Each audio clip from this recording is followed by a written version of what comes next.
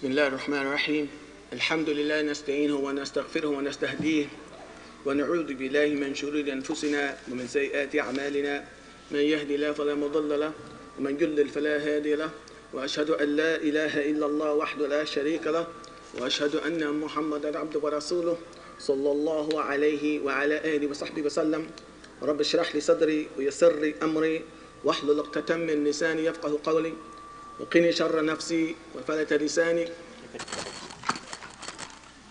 وأضل أؤذل بغير حق رب العالمين وبعد السلام عليكم ورحمة الله وبركاته.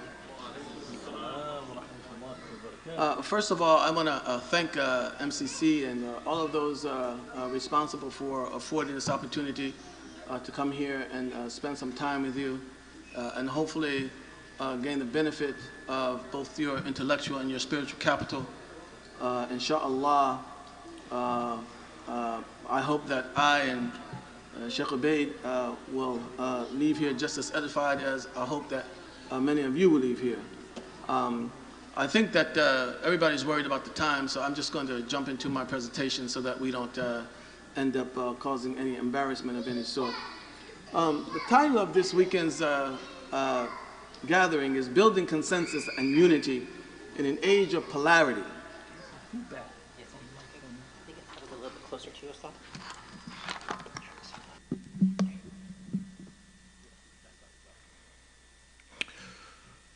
Again, building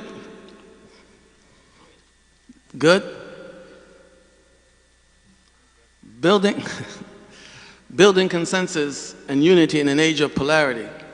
I think the first thing that we want to start off by noting is that consensus and unity are not the same.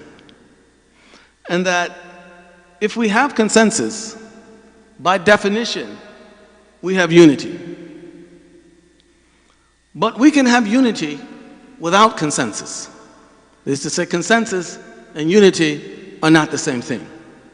And so when we start talking about building consensus and unity, we need to be careful in understanding what it is that we're trying to build. We can have unity even if we don't necessarily have consensus. And oftentimes, our tendency to confuse or conflate these two ends up leading us to forfeiting both. That is to say, because we don't have consensus, we feel we don't have unity. And what we strive to have is consensus, whereas in many instances, what we should be striving for is unity. And oftentimes, our attempts to sort of forge or force consensus undermines our ability to remain united, to realize any unity. I think it's very important that we understand the difference between these two. Because one of the things that we're going to be talking about a lot over the weekend is our status as a collective. And our status as a collective is as an ummah. And we are a global ummah. And the idea that a global ummah would be in consensus, even on most of the individual issues that it confronts, all right, is a chimera at least. It's something of a pipe dream at least. But of course, the big issue is, what is it that we need to have consensus on? What is it that we want consensus on? And why? What is it that we have to have unity on? And why? Again, remember the difference between consensus and unity, which I'll talk about in a little more detail in a minute. But what is it that we want consensus on? What is that we need to maintain consensus on? And what is it that we want unity on? Can our unity survive a lack of consensus on issues that we ourselves identify as not requiring consensus? And I know a lot of us sitting here listening to this, I mean, this makes eminent sense. But as we engage each other in the face of the issues that confront us, oftentimes this distinction is lost. And it undermines our unity. And oftentimes that lack of unity can lead to a sort of internal bleeding, where we come into the same room, we're all Muslims, we're trying to negotiate our issues, but the internal bleeding that has been inflicted by our mistaking the lack of consensus for the lack of unity impedes our ability to negotiate our issues. All of this raises the fundamental question: what is unity? What is unity? We know consensus is unanimous agreement. Consensus is where everybody who's involved in the deliberation of an issue agrees on a particular course of action, or a particular definition, or a particular perception. It is unanimous agreement on an issue. But what is unity? Unity is what we'll be talking about a lot over this weekend. But let me just put forth here a sort of thumbnail definition that I hope will serve to sort of anchor our discussion as we proceed over the weekend. And this is my thumbnail definition. As we'll see, we're going to be talking about a work written by Sheikh Taha Jabir Alwani, and that's going to be the basis of our discussion. And he has his own understanding of unity. And I think that there are ways in which he and I overlap. But I want to just make it clear here that what I'm putting forth here is my definition, not his. So if anybody has an issue with it, it's with me, not with Sheikh Taha. All right? Unity is our agreement on what we must have consensus on. Unity is, or I should say perhaps, is sustained by our agreement on what we must have consensus on, which means that what we agree we do not have to have consensus on should never threaten our unity. I'll say that again. Unity is, or is sustained by our agreement on what we must have consensus on. And this means that what we agree that we do not have to have consensus on should never threaten our unity. That's my working thumbnail definition of unity. Now, again, we'll be discussing this in a lot more detail over the weekend. And we'll be taking this book. My understanding is that everybody has received a copy of this book. Is that a proper? So I got some bad intel? Should I call out the person who gave me that intel? No, I won't do that.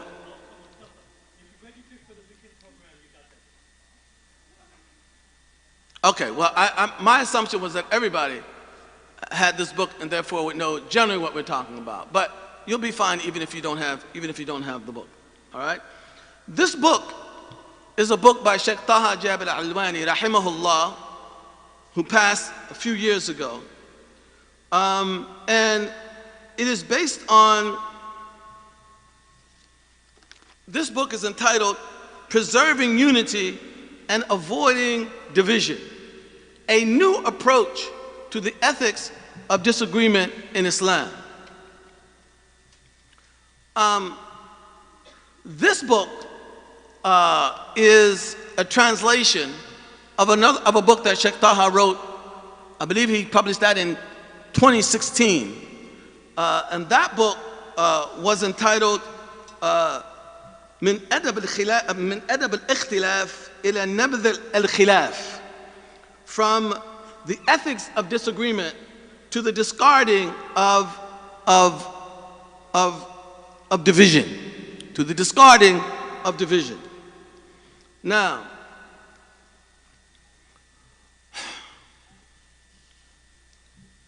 Sheikh Taha, back in the 90s, wrote another book in Arabic. It's a very widely read, very famous book, entitled Adab al-Ikhtilaf, the etiquette of disagreement. And this book was translated into something like 18 languages. It went through many, many different reprints. And as I said, it was written sometime in the 1990s. And I just want to invite everybody to think back. Or maybe everybody can't think back. to the 1990s. Am I dating myself? Yeah, okay, all right. Well, imagine what the world in the 1990s must have looked like. And in this book, Sheikh Taha was very much concerned about the degree to which our disagreements was undermining our unity and therefore undermining our ability to come together and to pool our resources, both material, spiritual, and intellectual, in order to empower us to rise to the task of reinstating the Muslim Ummah to its proper status and place in the world. He was very, very much concerned about that. Sheikh Taha was born in Iraq. He moved to Egypt, went to Al-Azhar, graduated from Al-Azhar, came to America later on, and he had all of those, he taught for any number of years in Saudi Arabia in the Islamic University, and so he had all of this wealth of influence, this wealth of experience to inform his perception of what was going on in the Muslim community. This was not based on a very parochial experience. It was based on an experience in many parts of the Muslim world over a long period of life. And at that time, Sheikh Taha was basically of the opinion that our differences reverted largely to two things.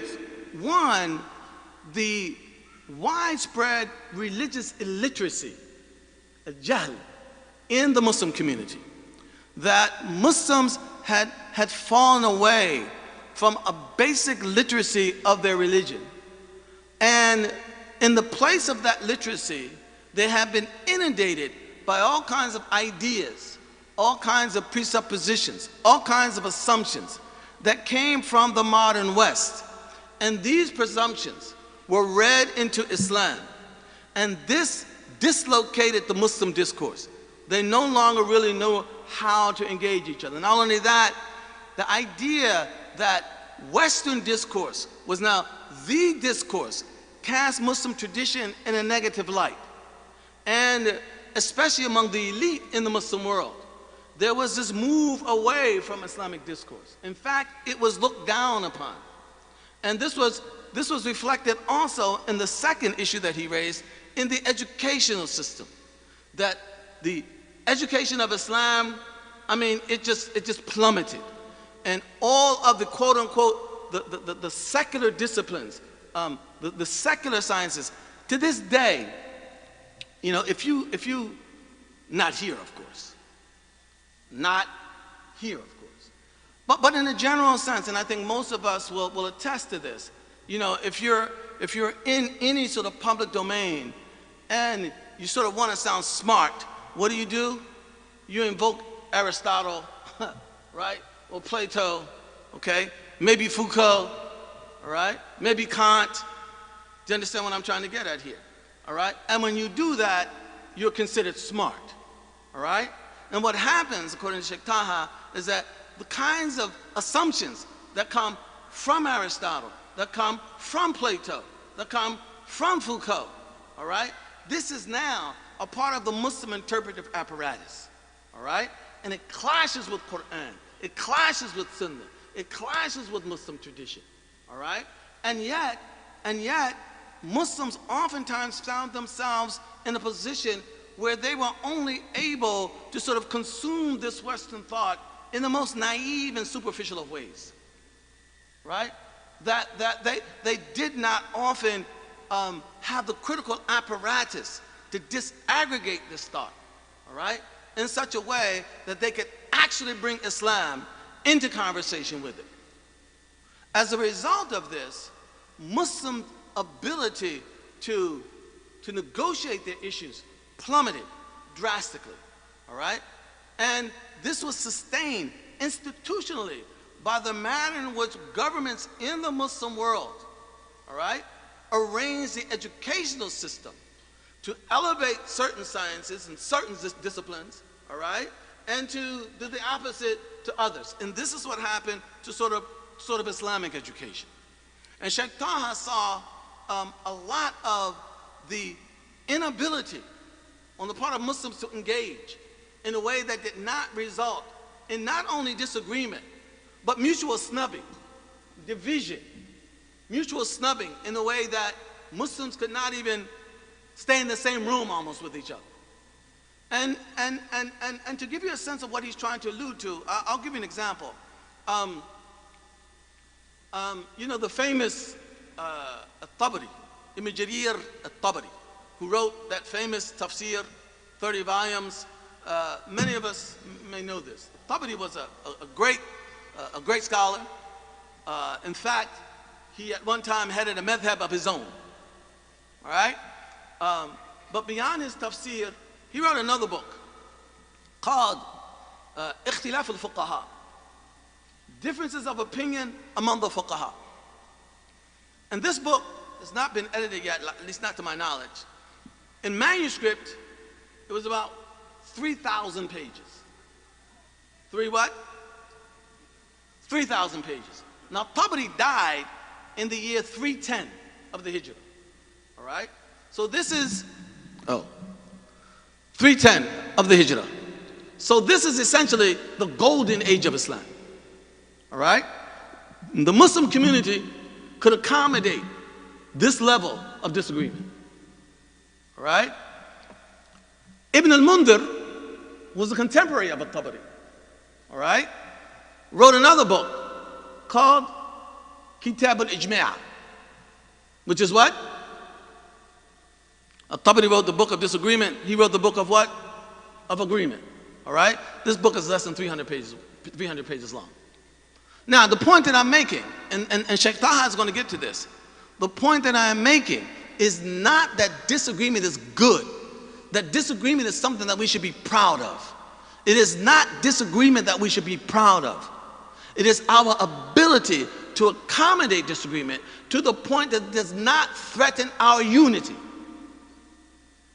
And that's why it's important to understand the distinction between consensus or absolute unity, all right, and unity in general.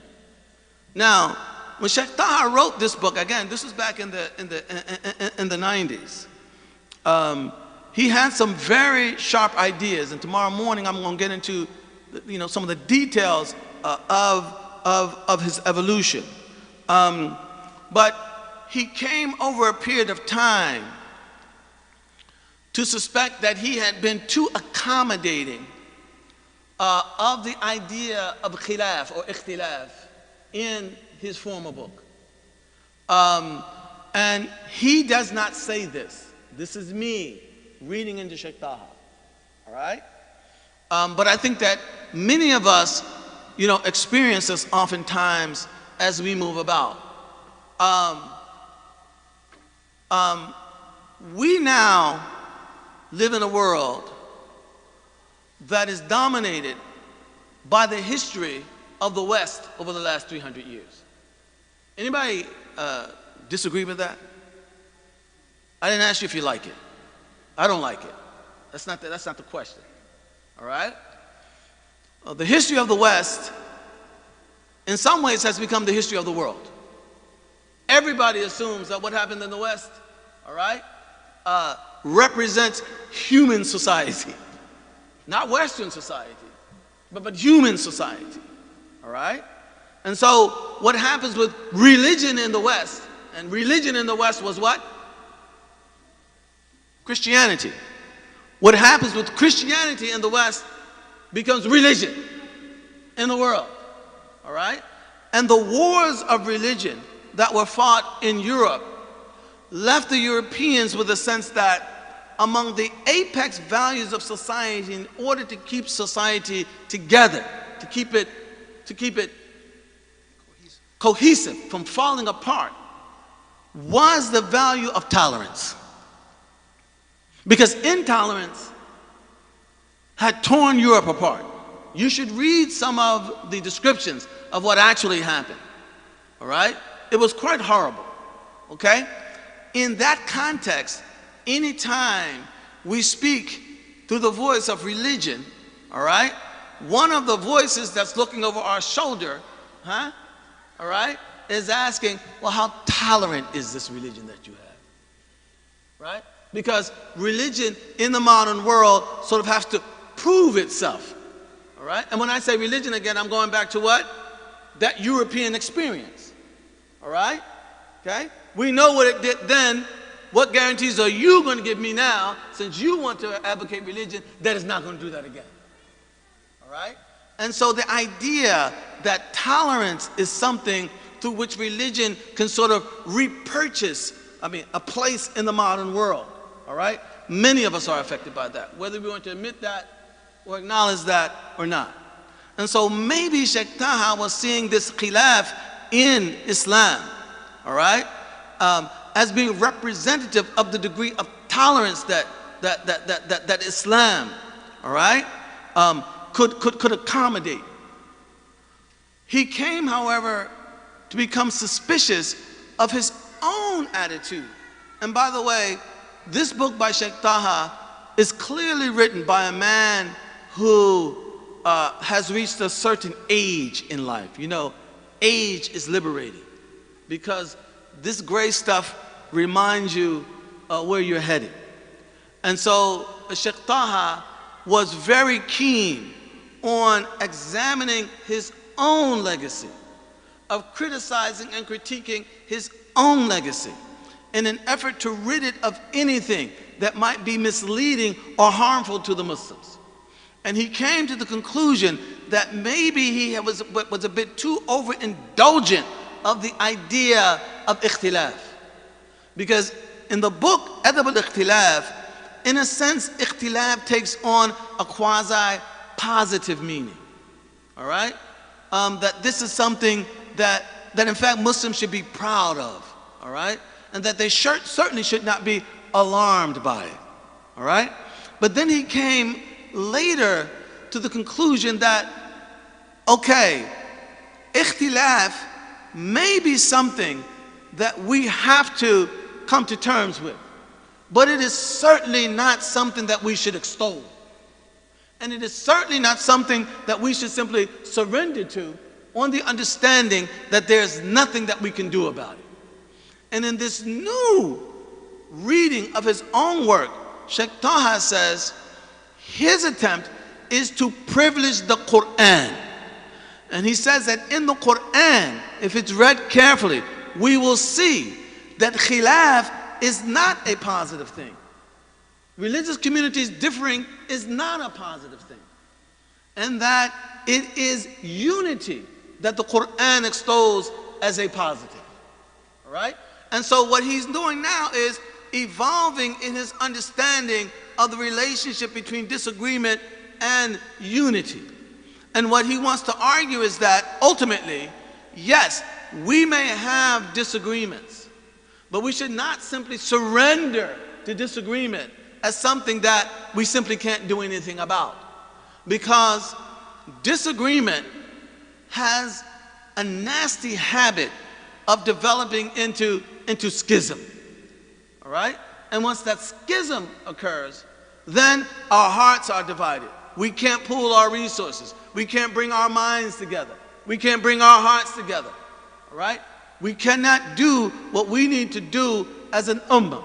And as an ummah, what we need to do is to recognize that our fundamental task, that on which we must have consensus, is that we are an ummah that inherited the risala of the Prophet ﷺ.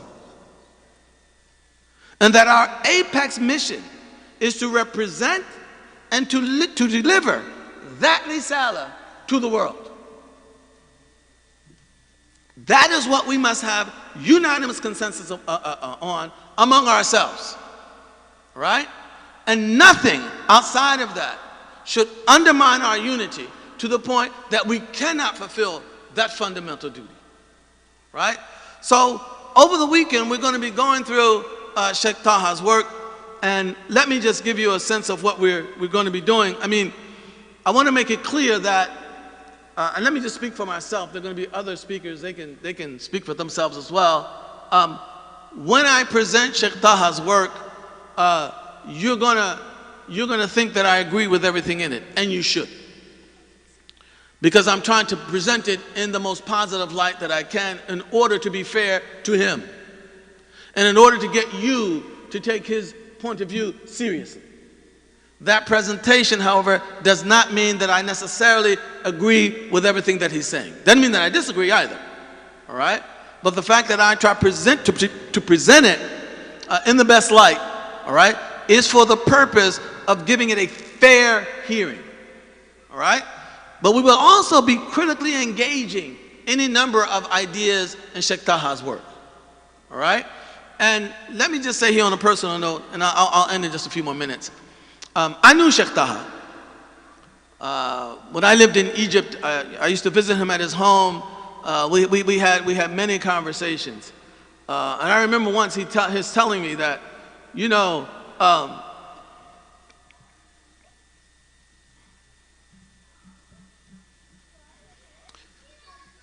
he said, they're never going to understand you until you die.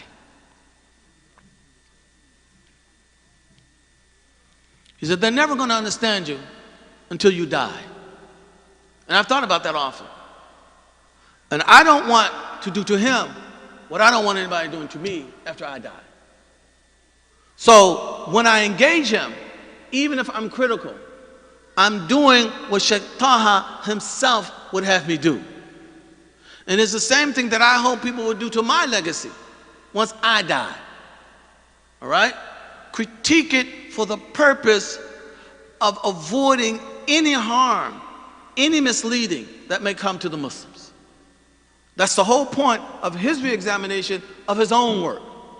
All right? So I want to be clear. I'm not taking pot shots at my friend Sheikh Taha Jabal Adwani, rahimahullah. All right? I'm simply approaching it in the spirit that he would have me approach it. So Sheikh Taha talks about in this book his evolution, how he moved from, you know, a place where ikhtilaf was sort of positive to a more critical understanding of ikhtilaf. All right? And we'll lay that out. He then goes on into the etiquette of disagreement. What is it that we can disagree about? What is it that we should not disagree about? How do we handle those disagreements, all right, that are acceptable disagreements? What is the difference between an acceptable and an unacceptable disagreement? All right? Is the nature of the issue involved, does that affect the kind of disagreement that we have? All these things we'll talk about tomorrow and Sunday. Sheikh Taha is big on the issue of kalam, scholastic theology, because he sees that as one of the bases upon which lots of disagreement among the Muslim community emerged. And by the way, by disagreement here, he's not simply talking about difference of opinion. He's talking about schism, furqa, division, all right? Mutual snubbing, that each group says, I'm an island unto myself, and until they come here and agree with me, they too are an island unto themselves. This is what Sheikh Taha is talking about. And he sees the scholastic theology as one of the contributing factors to that. All right, and he's not criticizing scholastic theology as a whole. Not at all. Not at all. He himself was a proud Ash'ari, just so that people know that. All right, but he's saying the way that scholastic theology was sometimes engaged by some of the Islamic movements, all right, tended to result in this furqa, all right, in this mutually distinct islands among themselves, unto themselves, all right? So then he goes into other varieties of disagreement. We can disagree on issues of interpretation of the Quran, disagree on issues of interpretation of the Sunnah, disagree on issues of whether this particular hadith or that particular hadith is sound or not. And if it's weak, what do we do with that? We can differ on all these things. Is that the same as disagreeing on what the speed limit should be? All right? Or any number of other administrative arrangements that we might have to make as a Muslim community. All right? I mean, to run this masjid, we have to have certain rules about, like, where you put your shoes. Well, should we put them there or should we put them there? All right? What do we do about those kinds of disagreements? And finally, Sheikh Taha puts forward what he calls a blueprint for moving forward. And here he really gets into the discussion of the modern Muslim movements, that he thinks that on the one hand, going back to what they call the Sahwa Islamiyya, these movements were very promising in the initial stages. But they're falling into disagreement and mutual snubbing really weakened their efficacy. And it strengthened the hand of those who did not want Islam to restate itself to its proper place in the world. So he wants to lay out what he sees as a blueprint for moving forward. I mean, as I said, we'll talk about all this, and hopefully what we will end up with is a presentation of Sheikh Taha's view, a critical engagement with that view, and then a critical engagement with you along with the questions. And hopefully, the goal will be that we'll all go out of here with a higher, more sophisticated, more functional and useful understanding of ikhtilaf and agreement. Jazakumullah khair. Assalamu alaikum wa rahmatullah.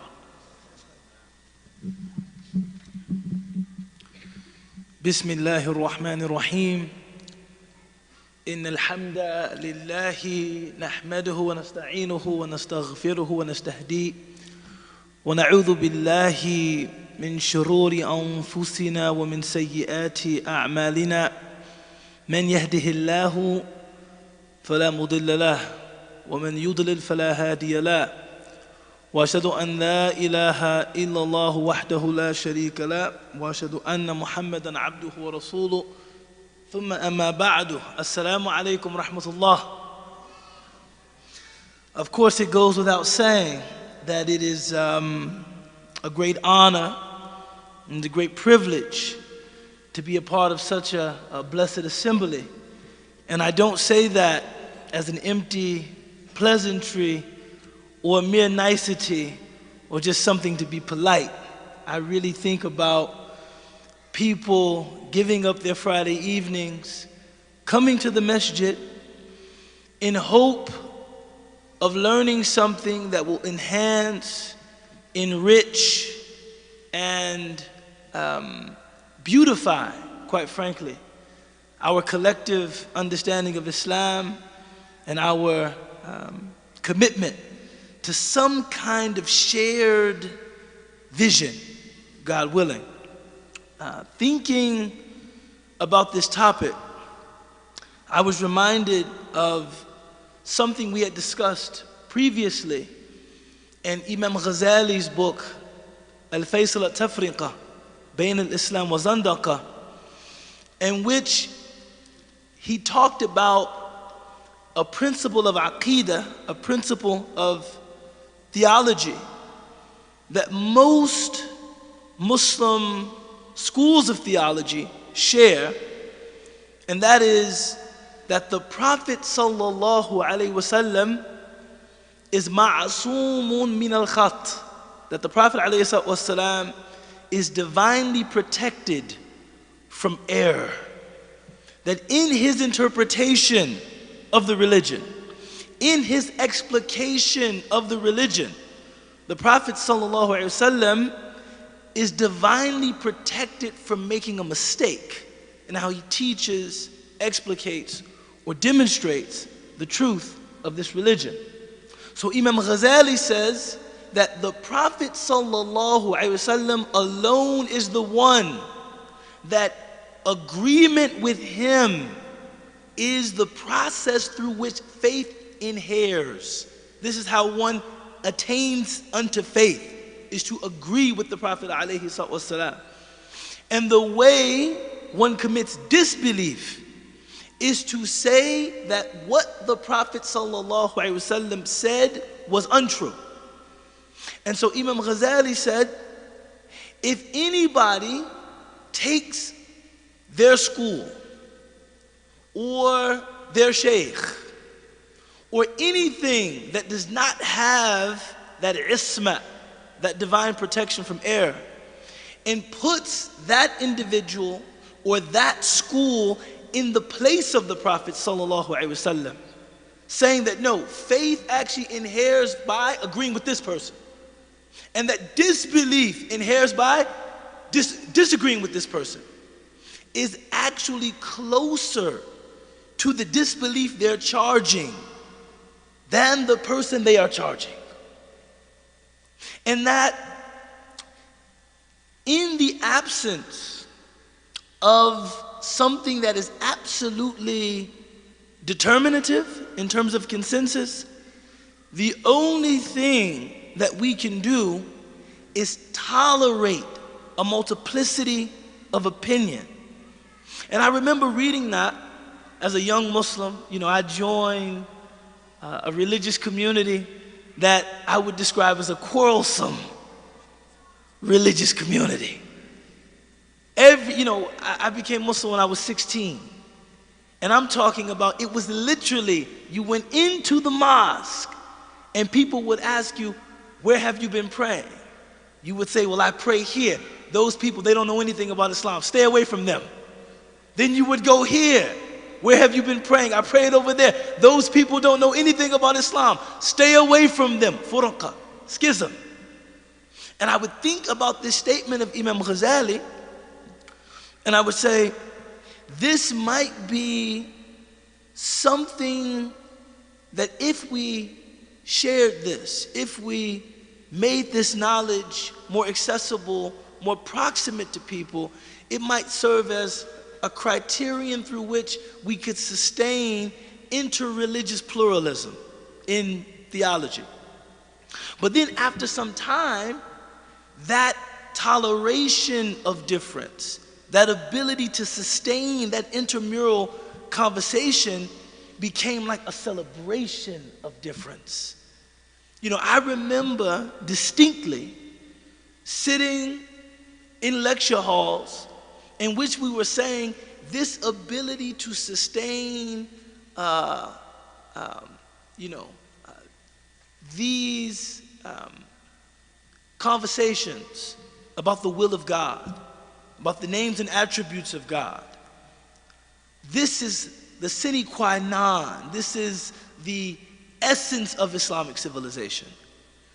And while I still appreciate the embrace of pluralism and indeterminacy, meaning when we can't come to a definitive agreement about something, we agree to let God adjudicate. We let God judge. I am becoming more concerned about how some of those attitudes affect or negatively impact our ability to galvanize, our ability to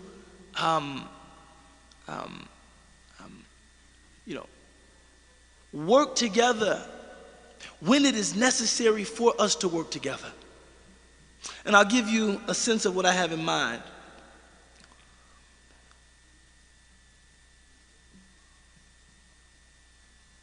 In a certain sense, disagreement, and by disagreement I mean schism, is the de facto state of different communities. I remember we were sitting in an Islamic history class, and somehow somebody brought up, I don't know how this made its way into an Islamic history class, but somebody brought up the Northern Irish and the Southern Irish, Protestants and Catholics, and that they had been fighting this intergenerational war, this internecine war for many generations, and somebody said facetiously they should all just become Muslim. This would end the conflict. And the sheikh said, no, half would become Sunni, and the other half would become Shi'i, and the fighting would continue. Right? This idea that when you see unity among a group, this is always a sign that they have been blessed. Unity is something that we recognize as being from providence. Unity is providential. When you see a group of people, in spite of their different histories, in spite of their different schools of interpretation, in spite of their different ethnicities, their different languages, and that community is able to be united, not uniform. I think, Dr. Jackson was saying earlier that consensus and unity are not the same things. I don't ever think our community will be uniform. In fact, I think it is a great feature of our community that we are not uniform. But when our embrace of pluralism begins to compromise our investment in a collective mission, I think that that embrace of pluralism needs to be re-examined. And this is what I hope to achieve over the course of the weekend. What does it mean? You know, for us to acknowledge that over the course of our history, Muslims have not agreed on everything. That's what we call tahsil al-hasil. We know that already. But how do we, what does it mean to be united in spite of those differences?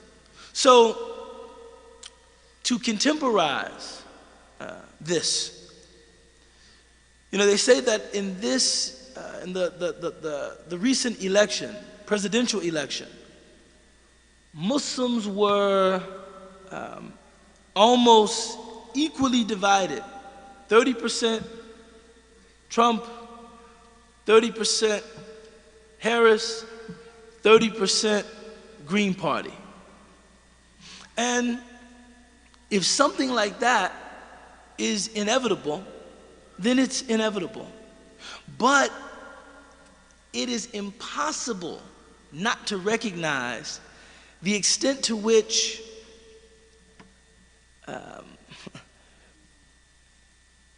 that outcome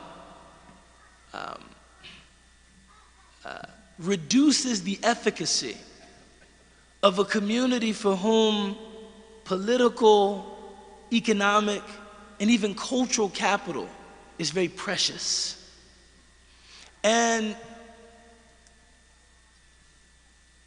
re-engaging a conversation around unity, around shared goals, around a collective vision is what I hope, comes out of this weekend. And the last thing I'll say about this as we wind down and prepare for Isha is that, what I have in mind is that unity does not grow out of relativism. It doesn't mean that, well, since nothing is really true and it doesn't really matter that you have arrived to this conclusion and I have arrived to this conclusion. No, we're not relativistic. All of us should follow the dictates of his or her conscience. But unity, to my mind, comes out of a recognition that we need each other. That I won't be able to realize the fullness of my mission without you. And you won't be able to realize the fullness of your mission without me.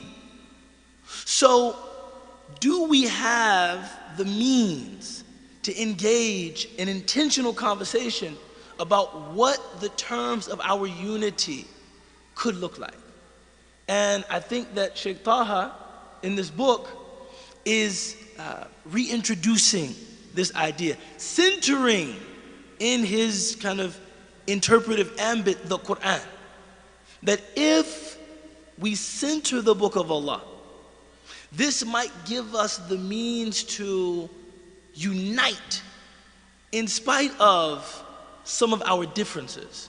And if we can unite, it increases the efficacy of our community and the likelihood that we can achieve our highest priority, which is conveying the risala of Muhammad sallallahu alaihi wasallam. The Prophet alayhi wasallam said, "Balligh anni walau ayah," convey something about me, even if it's a single ayah. So as a community, we have to be concerned about how we have organized, how we have assembled, how we have understood our relationship to each other vis-a-vis that mission. And if we have assembled in ways that compromise that mission, or we have organized or understood our relationship to each other in ways that compromise that mission, then we should be willing to re-examine those ways that we've understood our relationships. And Allah knows best. Jazakallah khair. Jazakallah khair. May Allah bless you. So those that are watching at home, we're going to continue this. Okay.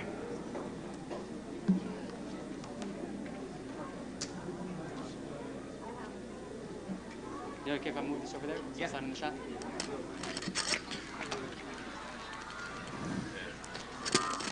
Okay.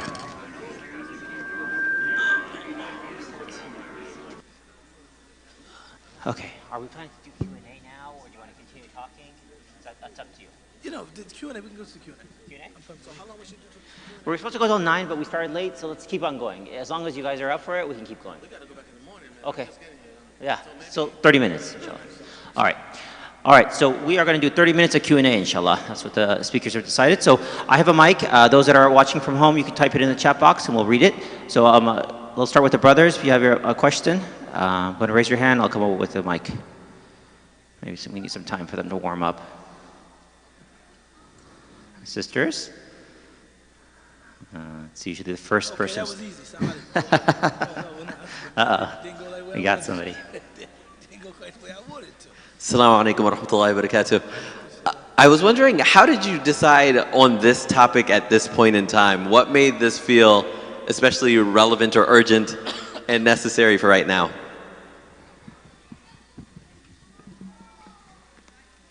I notice he moves the mic to me, but that's all right. I think, quite frankly, I think this topic is relevant all the time. I think that, and it's, Awesome. Quite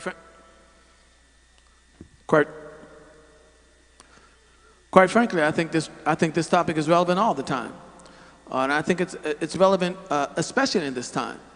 I've been a Muslim going on 50 years in this country, and I can't remember, with the possible exception of the 1990s, experiencing the Muslim community in America as fractured as it is now. I think that some of that has to do with issues that are beyond our control. You know, in the Quran, in Surah Al-Qalam, Allah relates the story of a people who, make a very long story short, you know, He granted them orchards and they had all of this, you know, this lush vegetation that they were growing, and then they decided to get stingy with it and not share it with the poor, and so Allah decided to destroy their orchards. And so when they came in the morning and they saw their orchards, you know, they were in shock because their orchards had been destroyed. And among the first things that Allah says, subhanahu wa ta'ala, He says, فَأَقْبَلَ بَعْضُهُمْ عَلَى بَعْضٍ يَتَلَاوَمُونَ. And so what we have here, you know, when a community is afflicted with some external affliction, all right, one of their tendencies, just as a matter of the sociology of groups, one of their tendencies is to turn on each other, all right, and to try to make each other responsible for what has afflicted them from without. And we have been afflicted over the last so many years with some pretty serious stuff and some pretty difficult challenges from without. And the last challenge that we have seen, still unfolding now, in Gaza, and in Sudan, and in Myanmar, and in China. I mean, we have lots of really horrific afflictions that have come to us from without. And so our tendency has been just that, to turn on one another. To turn on one another as, well, if you had done this, we wouldn't be here. No, if you had done that, we wouldn't be here. No, it's because your lax practice that we're here. So we have this tendency to turn in on each other, all right? And all of that undermines our unity, all right? And to my mind, if I may speak frankly, I think we have to be aware of the extent to which we approach decadence when we conduct ourselves like that. And what I mean by decadence is I mean that a people who do something for the purpose of enhancing their position, all right, while exactly what they do harms their position. And they don't see it as harming their position. So everything they do to try to help their position, they end up deeper in the hole. All right? And then rather than back off of that, we double down on it. And so for me, we are taken farther from our destination the more we double and triple down on it. And so for me, I mean, I wish we didn't have to discuss this kind of conversation. We didn't have to discuss this conversation. We didn't have to have this conversation. But I see, I mean, if there's any moment, you know, in which we need to be reminded of who we are and what we're supposed to be doing and how the differences that divide us cannot override the fundamental consensus that we have, and that is that we are the Ummah of Muhammad, and we have been charged with carrying, delivering the Risala of Muhammad sallallahu alaihi wasallam. And nothing can come between us and that Risala. Just speaking to that,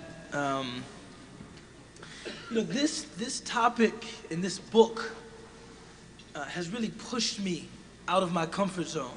I think that in a lot of the circles I frequent, a kind of very argumentative, divisive kind of differing is not really in vogue. We don't really do, that was much more the 90s, early 2000s. We're not going around arguing with each other about Al-Qaeda and things like that, but we have settled into this kind of détente, this kind of mutual and shared understanding that you do your thing and I do my thing.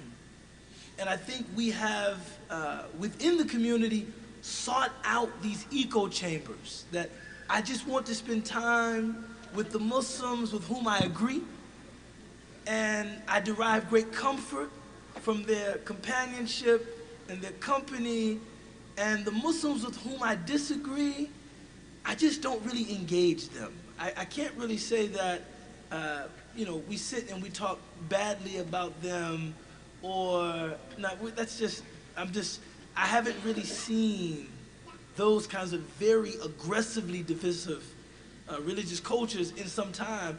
But I think this book is pushing us to re-examine even like those people that I've casually kind of written off as just, hey, you know, and how real can we get here? They're just Salafi. They're Salafi and I'm not, right? They're Salafi, I'm not. You know, I don't pray there. I don't really talk, I don't really engage them much. They don't engage me much. We both live, maybe, I'm from Chicago. We might be separated by just a couple of blocks. You know, I remember going to, where all of this was drawn into the sharpest relief was the first time I was invited to give a lecture in Birmingham, in England. They took me to Green Road or Green Street. Man, I had never seen that kind of just fractious, this group, this group, this group, this group, this group. I walked into the masjid and somebody said, "Are you Ubaydullah Evans?" I said, depends on what he did, right? Yeah. "Are you a bill collector?" No, I'm just kidding. He said, who wants to know? He said, "Please honor us, give the khutbah." I said, "Oh no, you know." He said, "Please." So I gave the khutbah. And then after the khutbah, the same person that asked me to give the khutbah, I went to give him salam, he wouldn't return my salam. I said, he said, "No, you're wearing a tie." Because I had a jacket, I had a tie on, you know. And I was just like, man, this is crazy. So it's not like that, but we are very, I think perhaps too satisfied with, you know, hey, you do your thing, we're doing our thing. And I'm thinking, this book is pushing us to redefine those boundaries of community. Is there a way that we could see ourselves as united, as opposed to just, hey, you know, just tolerating? We're not abusing each other, we're not attacking each other, we're not insulting each other, but there certainly is no urgency to work together or be together. And I think this book, and for me, it pushed me way out of my comfort zone.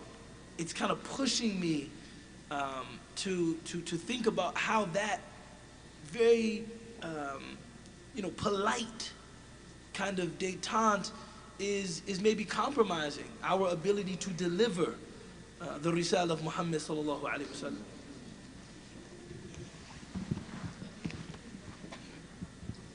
I don't want to go too far on this because this is just one question, but I'm not sure. I'm not so sure that the problem is that, you know, we have this false detente, and let me just for the record, I think that it's on some level it is natural for people to be attracted to people who are like and think like them. That is not something I think that we should shy away from. The problem, however, is that in the absence of a higher mission, we have nothing to domesticate those allegiances. What do I mean by that? What do I mean by that? Let me. Want people to hear what you're saying. I People hear what you're saying. don't know about that, man. Anyway, I mean, look. We all have ethnic and racial identities, all right? And let me just speak for myself, all right? I'm a black American. I have no intention of being anything other than a black American. And I am organically, يعني بالعصبية, attached even to the broader black American community, all right? All right? And I expect other people in this room, whether they admit it or not, to be organically connected to their own affiliation. All right? And one of the challenges that we confront in America is, unlike back home, we have 1 or 2 or 3 affiliations. We have something along the 60s and 70s affiliations among us as Muslims. All right? The problem we have is not that, you know, I mean, I don't like spicy food. And then the Dacey brothers, I ain't feeling it, all right? But here's the issue. Here's the issue. If Islam and the risala of Islam, the idea that we must model and deliver this message, all right? Not overnight, not over a decade, maybe not even over a lifetime. But that is what we have to be aspiring to do. And when that mission calls upon me to do something with you and your spicy food, I have to, I'm not joking here. That mission has to domesticate whatever other affiliations I have, whatever other allegiances I have. I still have them, but they're domesticated. That's right. All right? They're tamed. All right? They work for me. I don't work for them. All right? And I think that oftentimes what ends up dividing us more is we try to pound people out of their commitments, out of their affiliations. You can't be white. You can't be black. We Muslim, akhi. You can't be Arab. You can't be Salafi. You can't be Ashari. You can't be Salafi. You can't be Ashari. All right? All of these things are going to exist. The question is, do we have a higher sense of mission that could domesticate all of these commitments? That becomes the issue. Does everybody understand what I mean when I say that? No? I think so. Let me try to give you a more concrete example. If you're married, right? See? Concrete. Right? They're gonna be differences, right? But the value of maintaining and preserving this marriage domesticates those differences. That's right. You understand what I'm talking about? It tames them. It keeps them from getting out of hand. All right? And you say, yeah, she's wrong. Yeah, he's wrong. But I ain't going nowhere. Do you follow what I mean by that? And we can swallow that, all right, for the purpose of enhancing the relationship that we want to preserve. All right? We have to realize that, look, we need so many actors. Right now, what we are experiencing as a Muslim community, in fact, as all religious communities around the world, all right, the last 300 years or so have completely destroyed the plausibility structure of religion. It's just not cool. It's just not fashionable. to be openly religious in the world today. We have to acknowledge that, all right? And while all of our fiqh and our aqidah, these are important things, all right? They are central to our Islam, all right? But beyond those, we as a community have to reconstruct a plausibility structure for Islam in this country and in the world. And that's going to take all of us. And these petty divisions, when I say petty, I don't mean that they're not meaningful. Look here, he talking about relativism. I'm not a relativist. Let me get that straight right now, okay? The truth exists, and I know what it is. Me, I know what it is. I got the truth. But to my Muslim brother, I also know that you may have your version of it too. And I'm not the prophet. I'm not ma'soom. I cannot impose my view on you. And for that reason, we have to find a way to get that higher commitment that we have, all right, to modeling and carrying this risala, to domesticate all those differences that we have. That doesn't mean that we don't have them. That doesn't mean we don't debate them. That doesn't mean that you don't tell me that you think I'm wrong. That's fine. But how you tell me I'm wrong, how far you go in telling me I'm wrong, does that compromise the mission? You see, part of our problem, and this is where the false they talk, we're comfortable because we ain't got no mission. What's the mission? We ain't got no mission. We're just a bunch of free-floating electrons just floating around. We don't have a mission. And that's why it's so easy for you to hurt my feelings. That's why it's so easy for you to attack me. You know why? Because if you had a sense of mission, you would see me as part of your team. And you would see what happens to me as happening to your mission. Because you ain't got no mission, you don't care what happens to me. And I don't care what happens to you. That's what I'm talking about in terms of decadence. So I attack you for the purpose, I think, of preserving the deen. And if we want to get into some of these theological details, we can. I don't think that's necessarily relevant. But for the purpose of preserving the deen. But what you're saying is not kufr. It's not shirk. It's just not my opinion.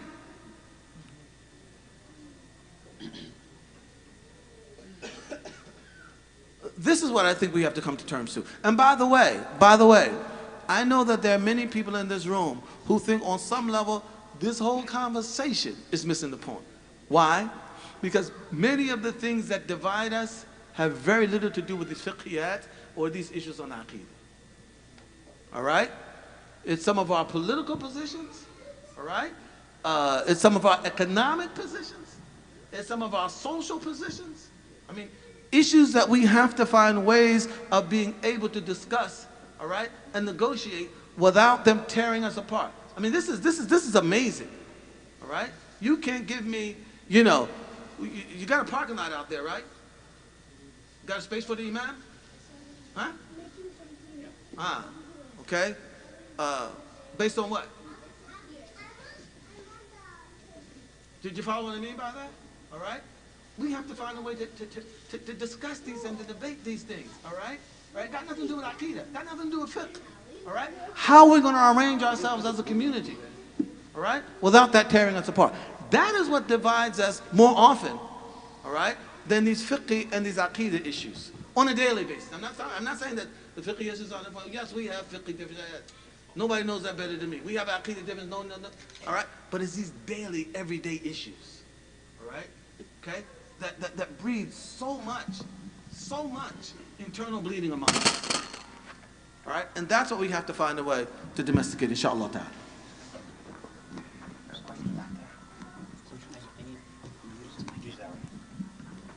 I have a question back here from a brother.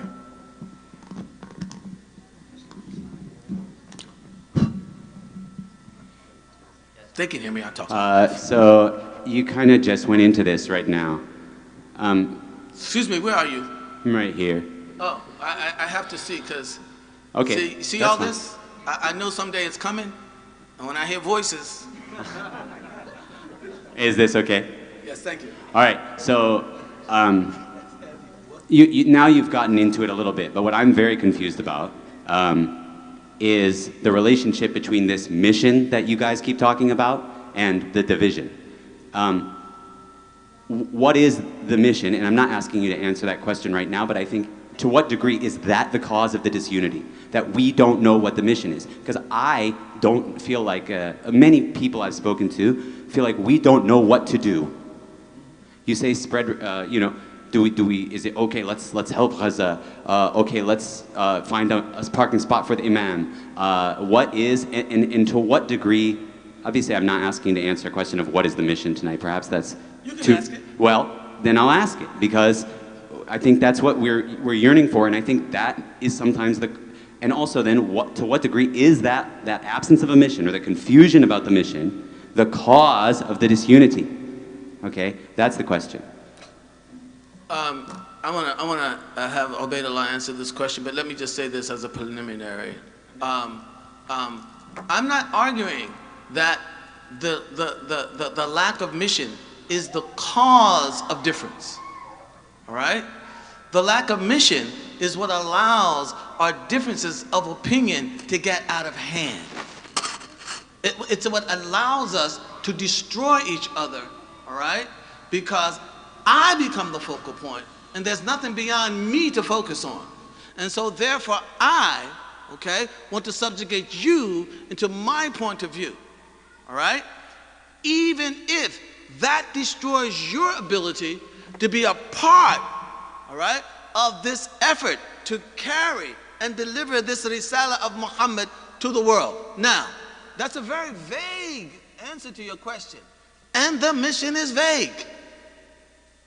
You might not know what concretely serves the mission in this instance or that instance. But if you and I are united on the mission, then that can mediate our discussion on what we do. And you see yourself, or you see me, as trying to serve the mission. I see you as trying to serve the mission. And so we're right back where the Sahaba were. That's why you can disagree. Because they recognize he's trying to serve the mission just like I'm trying to serve the mission. So let me listen to him. Let me see what he has to say.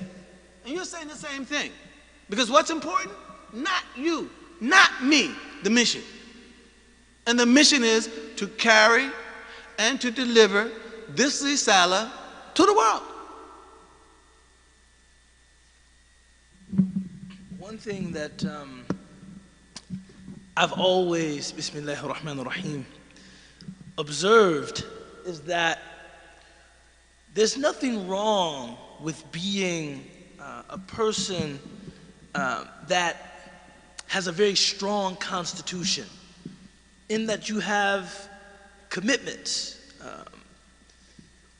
However, I find that within almost every tradition, and Sheikh Taha does a very good job of elucidating this within this book, you have those more partisan, more sectarian voices.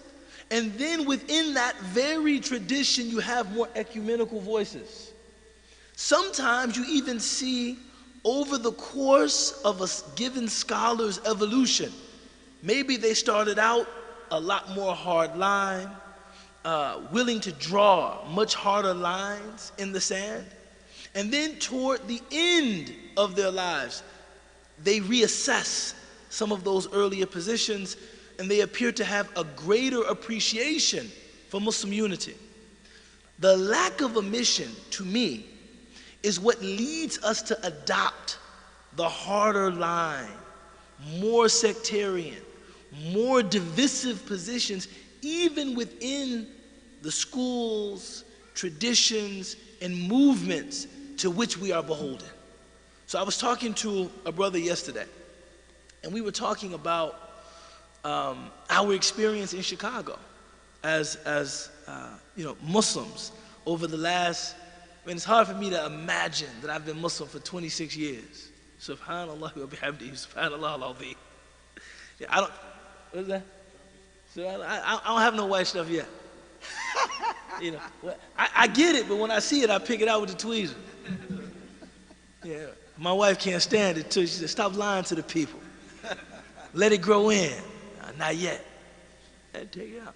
But, and we were saying how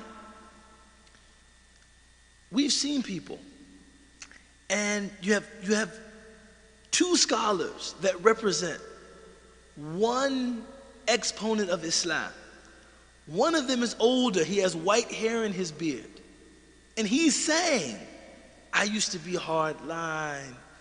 I probably contributed to this, polemical culture of debate and division and separation.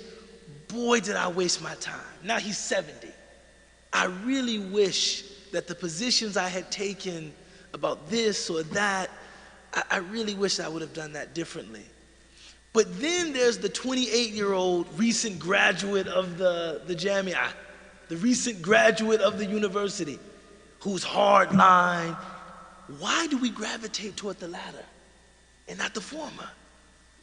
Why is it that person, he represents for us, a purity of creed. He represents what it means to be committed to the minhaj, or the madhab, or the tariqah, or the tayyar. But the older person that's been there, that's saying, I really wish that I had a greater appreciation for Muslim kind of ecumenical dialogue when I was younger. To us, that's tamayyur. He's watered down. That's not, that's not, he's not really on it. What I would like to probe is, what does it mean to be on it? What is it? See, that guy, he's, at some point, I've had people tell me, he used to be a sheikh, but at some point he got soft. You know what I'm saying? At some point he got soft. And so I'm thinking, so you're more inspired by factionalism than you are by unity. Maybe this is something that should be reassessed. And Allah knows best. Right? I think on the one hand, believe it or not, there was a day when it was all black. I was young once, and I think that it's natural for young people. What you described as extreme, when you're young, it's not extreme, it's ideal. And a young person wants the ideal, wants the straight, no chaser. They're still in the phase of asserting themselves. إثبات الذات في العالم. And so what they want is that which seems closer to the ideal. And so there's a natural sort of attraction to that.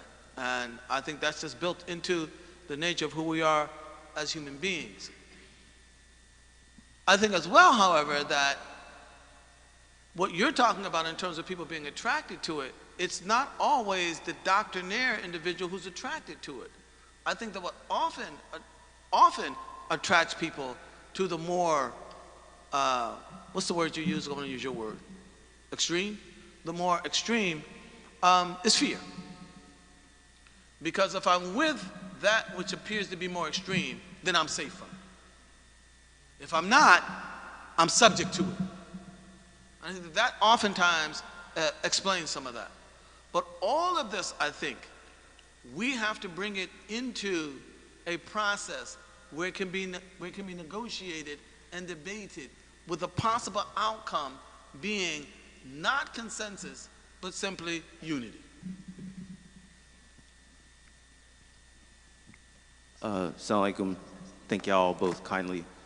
My question kind of, I guess for me, the topic sort of presupposes that an antecedent conversation has taken place with regards to reasonable ways of assessing facts on the ground, because I don't know how one is to execute this mission without reasonable, not necessarily correct, reasonably established facts on the ground.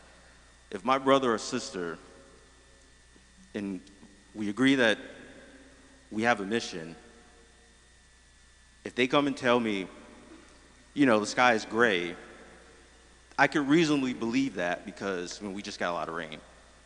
they tell me it's purple, I can reasonably believe that could be a sunset.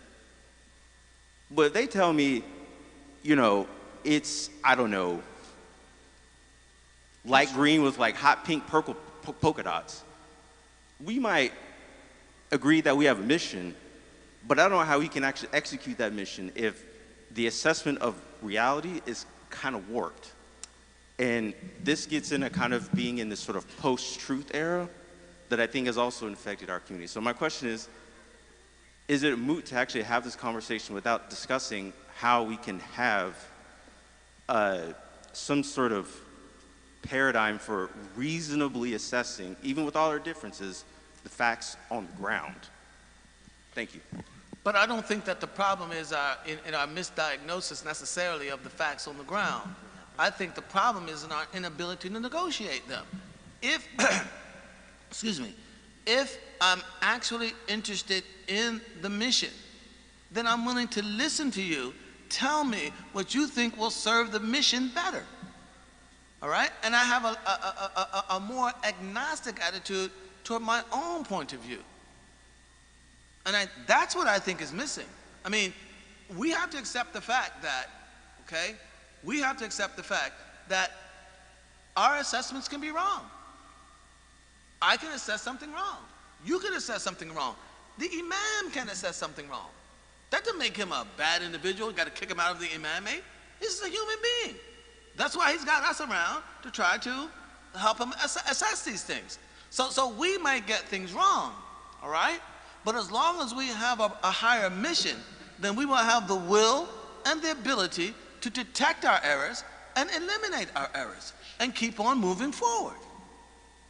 I think many times, I mean, we're scared to make a mistake because that's the end. What community can survive like that? That was the Sahaba?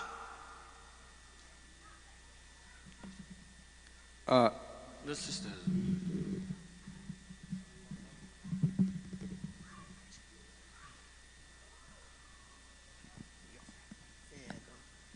Assalamu alaikum. It kind of piggybacks off that question. If, for example, let's say we were speaking earlier and you were saying that the book are the central sort of what centralizes our mission. And let's get a little bit more specific. And to this point about the facts. There's the ayah about like unfuku amwalakum fi sabilillah, right? And let's say that we're gonna talk about the mission of American Muslims. And how I interpret that specific ayah in this current time might mean something more specific like, I don't know, buying a politician that can actually help with that mission. Don't put it like that, but I get you. But you know what I'm trying to say, right? But some other people are gonna read that and say, I don't know, man, like, it's about my pocketbook, right? The economic thing that you're talking about. So if the fact is that I'm willing to sit at that same table and listen to you tell me that you want to renovate the marble in the bathroom, but I think that that money could go to something way more effective that's going to help my neighbors and all of us, immigrants, non-immigrants, converts, diaspora, whomever, that makes it very challenging. I feel like that I care about you and I care about us, but I feel like that's I think where I would like more clarity, and maybe that's what the workshop is. Yeah, very quickly in response to your query, none of the issues that you raised was a question of haram or halal. It's halal, assuming. It's right, okay, so it's halal to donate to this campaign. It's halal to do the marble in the bathroom. It's halal, I forget what the third one was. Huh? All right, okay. But these are halal options, all right? And so what we're dealing with are questions of effectiveness, efficiency, thrift, and these kinds of considerations. In that regard, why should our conversations about these things differ from the kinds of conversations we have at work in our corporations every day. Does anybody understand what I mean by that? We're not talking about haram. We're talking about what's good for the company. All right? And we have there, don't put too sharp a point on this. See, we should have, Allah looking down and saying, yeah, that's the one I want to reward. I want to get the most reward from Allah. At work, we know the boss is going to get word about this meeting. He knows who said what, whose ideas were good, and whose ideas were going to serve the mission of the company more. All right? And we appeal to that. Efficiency, order, thrift, time, etc. Why do our conversations within our masjids on these kinds of issues, which is not haram, halal, why should that differ from the way we are at work? Why? That's a question we have to ask ourselves. Did that at least go some way to your question? It goes, because yeah, I think that's part of the problem. Right, that we can't have that conversation. That's right. But why can't we have it? That's I would love to know. Well, I think that because we tend to turn everything, all right? In other words, the mubah is, the permissible is a broad category, all right? But the permissible is not going to tell us what to do. It's simply going to say, it's permissible to do this, this, this, or this. And we as a community have to figure out, well, which one of those is more efficient? Which one of those is more economical? Which one? All right? And as long as the mission is clear, we can have that debate and differ. Right? Because you're not trying to just win me over to your side, subjugate my soul, assert your superiority over me. You're simply saying, no, just look at it. Just think about it. Here's some facts. Here's some data. All right, let's try it. Just like you do at work. Every day. Why is that so hard for us? I got the mic now. I'm over here. My name's Haroon. Nice to meet y'all. Nice to meet you, Haroon. My question originally wasn't going to be connected to that, but now it is. Because in my head, from what I'm hearing, like, I don't really feel like I have a problem with, like, I don't think anybody in this room should or would have a problem with what you're saying in terms of, like, as long as we got this overarching mission, like, there's a banner we can all fall behind and we can march as follows. That sounds great, but for me, that sounds too good to be true. Like, that just sounds like some kumbaya stuff. Like, it genuinely just feels too good to be true. I do a lot of work on the ground. What I mean by that is I throw a lot of different types of events. I see a lot of different types of people. I can see how somebody, I can see why, like, somebody would not treat this conversation regarding, let's say, politics, economics, and so on and so forth, like another day at work. And the reason being is because for a lot of people, I think a lot of these conversations do hold the weight of halal and haram in the way that I think customs, like urf, has weight in law. And what I mean by that is, like, it's really, really tough to talk to, like, a Palestinian homie, or I'm Rohingya, right, or like a fellow Rohingyan. And I'm a college-educated Rohingyan. And I'm telling them to vote one way, or look at politics in one way, or look at, like, living in a certain place in one way, and they're looking at it as direct correlation to their livelihood and to their existence. And I think to that degree, it's like in the sense of preserving life, or life for themselves and their kids, that's where that stake is held at, I think, when I'm talking to most people. And it's like, it's like it's a really weird conversation when I feel like somebody's family is dying anywhere, be it here in America, like down the street in Oakland, or like overseas, for me to talk to them and be like, hey, listen, man, at the end of the day, it's cool. We're both Muslim. La ilaha illallah, Muhammad Rasulullah. We're under the same banner, we're under the same mission.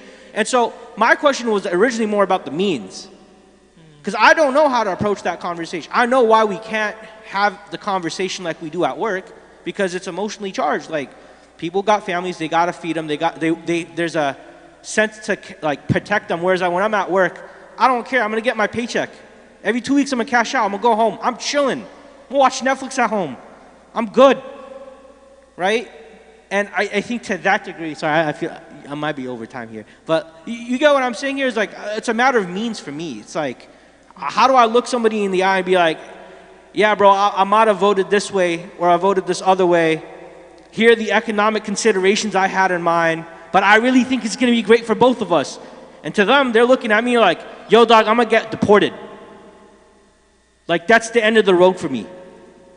The hell you talking about? Sorry, I don't know if I could say hell in the masjid like that, but you know what I'm saying? Like, what are you talking about? You made this economic bet? That bet included my livelihood. How are you gonna tell me, La ilaha illallah Muhammad Rasulullah, we're on the same banner? We're not. You don't care for me like that. And that's the kind of conversations I'm looking people in the eye and having, you know what I'm saying? So that, I think Ubaydullah said, how real can we be? I just chose to be real, my bad. No, I appreciate I be like that sometimes, but thank you. I appreciate both of you for being here. No, I appreciate Inshallah, that. we'll make this the last question, inshallah. I know there's more questions, but inshallah, the conversation continues tomorrow morning. I know, I'm sorry. One of the most, Bismillah ar-Rahman ar-Rahim, one of the most interesting findings within this particular book is that Sheikh Taha, and this is something that I have a deep misgiving about myself, because when thinking about like a mission or a trajectory, I'm concerned that if this is something left to negotiation, then the communities or the elements of the community that have greater representation numerically, greater economic capacity, greater visibility, greater institutional capacity, they might be able to make an agenda which serves their particular interests, the collective mission. And now you are tasked with supporting the mission, even if you feel that your own trajectory is undermined or compromised by this new collective mission. And one of the things that Sheikh Taha is asserting in this book that we're covering over the course of the weekend is that the Quran does contain principles. It does have rules of engagement, so that when we sit down and you are saying, okay, this is the way that we should collectively approach this or that issue, and I have a differing point of view, I have an opposing point of view, there should be some grounds upon which we can, appeal to each other's sense of good judgment. If after that process, and we engage it as earnestly and as openly as we possibly can, we still can't arrive at a single conclusion, then maybe we recognize that we have a difference of degree and not kind in our pursuit of our mission. Meaning, we are pursuing, for instance, a dignified existence in America as Muslims, and we want to realize, some of our agreed upon goals as a religious community. Now for me, and this is real for me, this is not hypothetical, a lot of those goals will probably reflect my belongingness to an African American community, my situatedness in a place like Chicago, a very urban community, and all of the historical inheritances that come from that. Somebody else that has a different location maybe has a different understanding of what the specifics of the mission entail. But even then, we recognize that we have the same mission, a dignified existence for Muslims in America. And that can govern that exchange. That can domesticate some of how we approach those differences. And in that context, I said, may the best argument win. There's a statement that for me is just very aspirational, that is attributed to Imam Shafi'i, radiallahu anhu, in which he said, I have never engaged anybody in argument except that my ardent hope was that Allah made the truth apparent on the tongue of that individual, and that I would have the honor of submitting to it.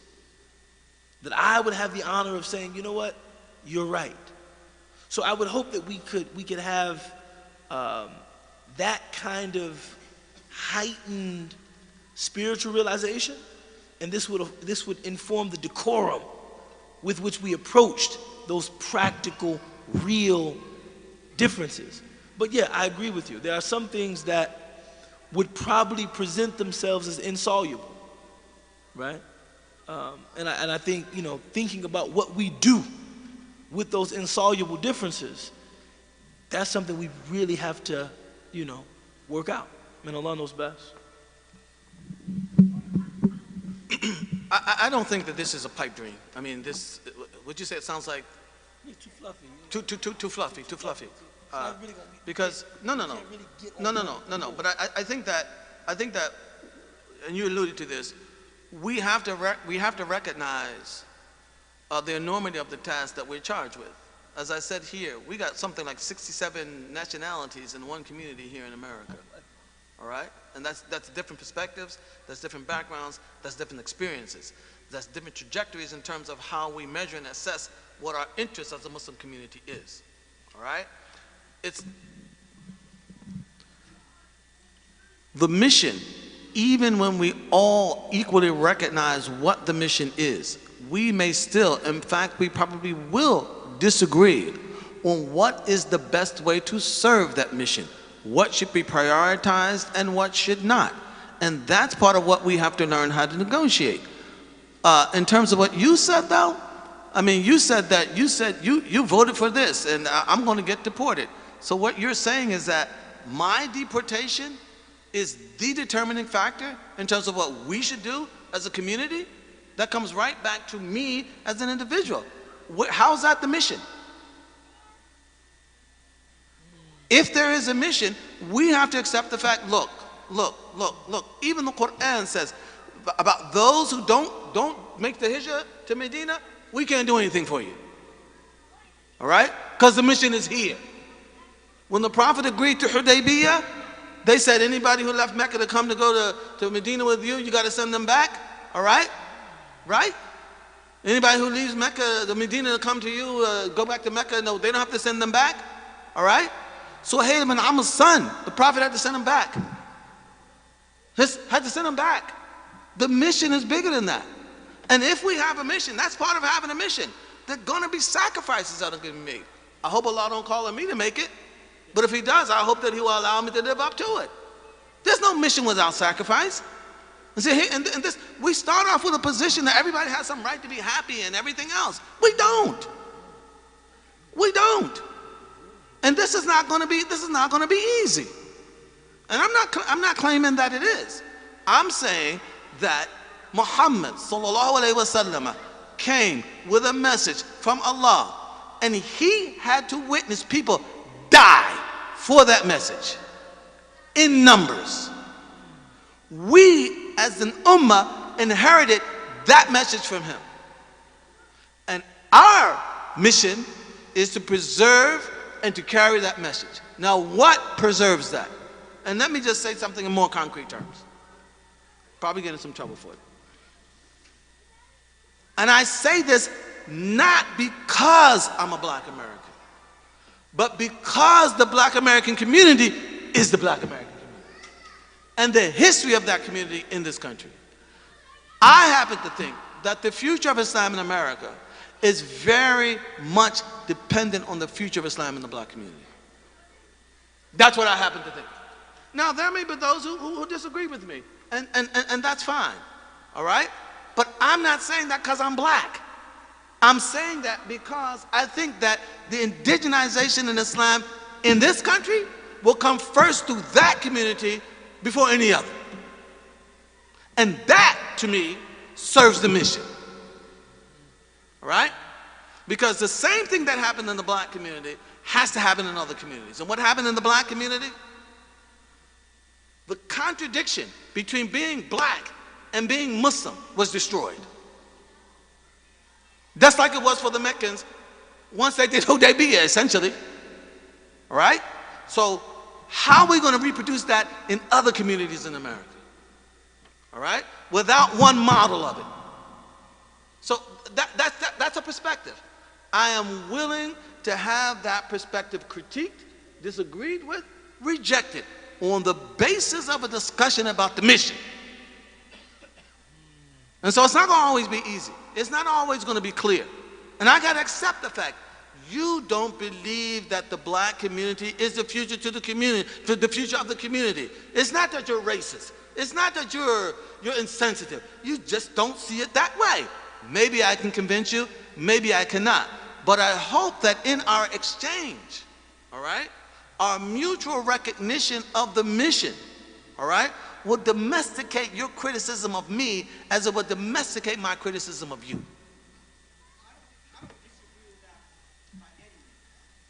But with what? The idea of like, someone's got to make a hard call at the end of the day. Some folks can get left behind. Decisions can get made. That's how life works. Okay, fine. But like, maybe I'm hung up on this point a little bit too much. But like, the idea that I'm cool. I got a lot of voice. But the idea that like, when we show up, because now I'm talking about the means, right? Like how we get this done. Okay, some people are gonna get left behind. Might be the people making decisions, the people with most influence, money, this, that, the third. That's life. Okay. But in terms of me, it's like, I hope you can see what I mean by like, how do we approach this conversation in a way that we cannot approach the conversation like we're at work? Oh no, I mean, no. Let me just clarify something, and I want to agree with you. If you're saying that I mean, I'm the one who talked about the hell that the heck that this ummah has been through. No, that the heck that this ummah has been through over the last 200 years or so. I said that, all right? So the fact that certain issues will be much more emotionally charged than others, I acknowledge that. I acknowledge that. But a sense of mission even has to domesticate that. Oh, that's tough. Of course it's tough. And see, that's the problem. We think we're going to get there without nothing being tough. We don't do that at work. There are college degrees in here. That wasn't tough. The bar exam wasn't tough. What is this?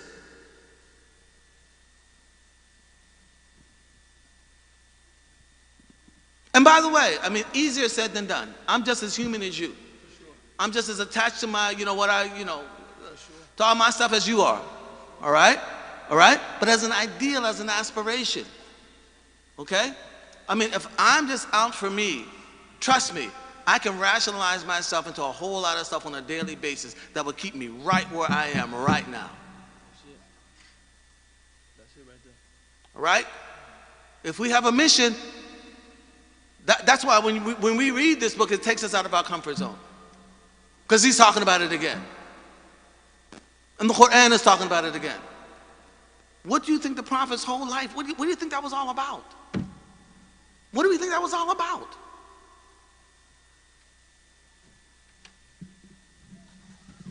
Okay. I think we'll wrap it up, inshallah. Yes. Thank you. Jazakallah khair. So this is just a prelude of what we have this weekend, inshallah. So there's still, if you haven't registered yet, there's still time to do so. The Alam table is there, Sister Shini is there, so please do so. Those watching at home, you can still register online to watch the live stream for the whole weekend. It's 10 to 5, Saturday and Sunday, inshallah. Jazakallah khair. Assalamu alaikum.